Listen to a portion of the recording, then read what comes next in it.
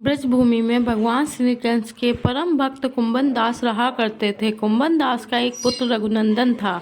एक दिन कुंभन दास को वृंदावन से भागवत कथा करने का न्योता आया, तो उन्होंने सोचा कि भगवान की सेवा की तैयारी करके वे रोजाना की तरह कथा करके वापस लौट आएंगे, जिससे भगवान का सेवा नियम भी नहीं रुकेगा।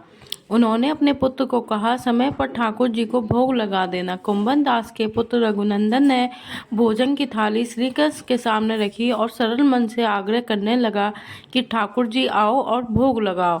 रघुनंदन के बाल मन में ये छवि थी कि वे आकर अपने हाथों से भोजन करेंगे, जैसे हम सभी करते हैं।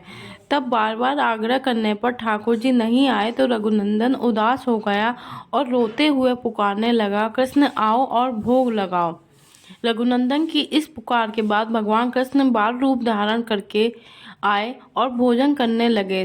तब कुंभन दास ने घर आकर रघुनंदन से प्रसाद मांगा, तो उसने कहा, ठाकुर जी खा गए। कुंभन दास को लगा रघुनंदन झूठ बोल रहा है, लेकिन अब यह रोज की कहानी हो गई और अब कुंभन दास को शक होने लगा।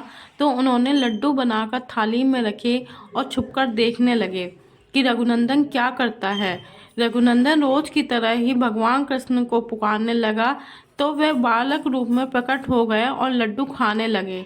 यह देखकर कुंभन दास दौड़कर आए और भगवान के चरणों में गिरकर विनती करने लगे। उस समय कृष्ण के एक हाथ में लड्डू और दूसरे हाथ वाला लड्डू मुख में जाने को ही था कि वे एकदम मूर्ति हो गए। उसके बाद से ही श्री कृष्ण के इस बाल स्वरूप को ही लड्डू गोपाल कहा जाता है और वही आगे चलकर लड्डू गोपाल कहलाए।